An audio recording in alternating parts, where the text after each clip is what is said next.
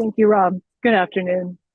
There are currently 84 wildfires burning in the forest protection area of Alberta.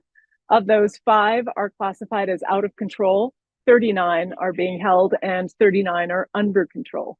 With the help of recent rain and the work of firefighters, we've made significant progress on wildfires across the province. Wildfire danger is low to moderate across most of Alberta, with some pockets of high or very high danger in the far north or the south. Scattered showers and thunderstorms are expected to continue over the next couple of days across most of the province. Although wildfire activity and danger levels may be returning to normal seasonal levels, please remember that a wildfire can happen at any time. As we head to the end of the summer season, make sure you do your part to prevent wildfire.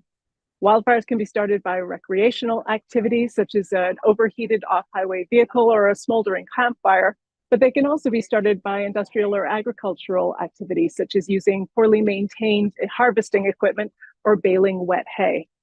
It's important to stay aware of the risks of starting a wildfire at any time. Visit albertafirebans.ca to find out if there's a high risk of wildfire in your area and if any restrictions have been put in place to prevent them. Thank you.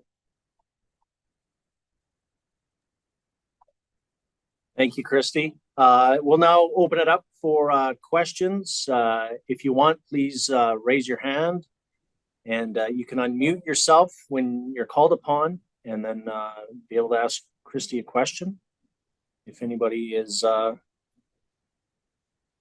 interested. We have one.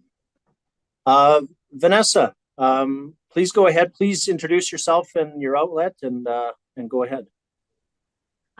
Vanessa Arate for Global Calgary. I have a couple of questions on Michael King's behalf. He is just wondering, what role did firefighting aircrafts play in battling the Jasper fire, and would the outcome have been different if you didn't have that resource at your disposal? Thank you. We were very pleased and proud to be able to support Canada Parks in their response to the Jasper wildfire. One of the ways we supported that response, of course, was in providing aircraft, and that include night vision enabled helicopters, as well as air tankers and helicopters with tanking ability. So aircraft can play an important role in general, as far as it is a resource that we use a lot here in Alberta. Obviously, sometimes fire is in an inaccessible area, and I know the folks in the incidents in Jasper are using aircraft to work on some of those areas that are less accessible by firefighters on the ground. So it can be extremely useful in that way. We also use aircraft such as night vision enabled helicopters in order to be able to work around the clock and monitor a wildfire, see its movement, see where the hot spots are in a time when it's less active, and to be able to work fire around the clock. So certainly aircraft are a very effective tool in our toolbox when it comes to fighting wildfire here in Alberta. But they don't solve every problem. You know, there are some conditions where it's not possible for aircraft to fly, or they may not be effective in the face of a very extreme wildfire activity. So certainly it is something that we are happy to be able to support our partners with, and it's a tool that we use ourselves very frequently. Did you have a follow-up, Vanessa? I do. The follow-up to that is, have you seen a change in the way firefighting aircrafts have been used over the years, and how do you see that changing as we see longer and more dangerous fire seasons?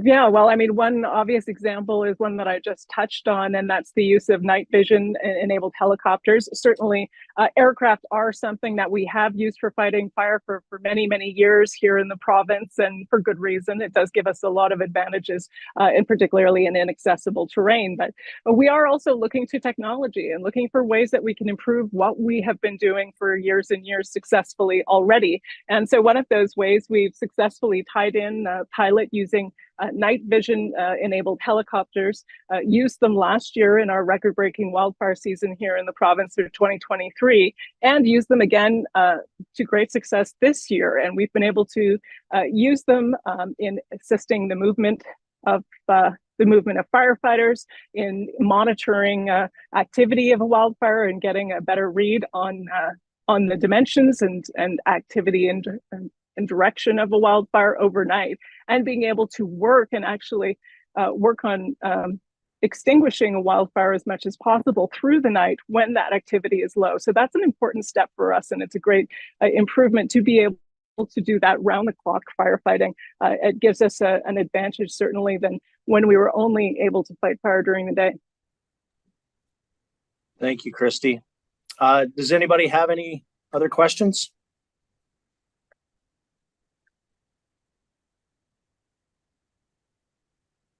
Doesn't look like it. So thank you, everybody, for attending today's update. Thank you, Christie. If you have any further questions, please email the contact that's listed on the media notice. Thanks, everybody. Have a good day.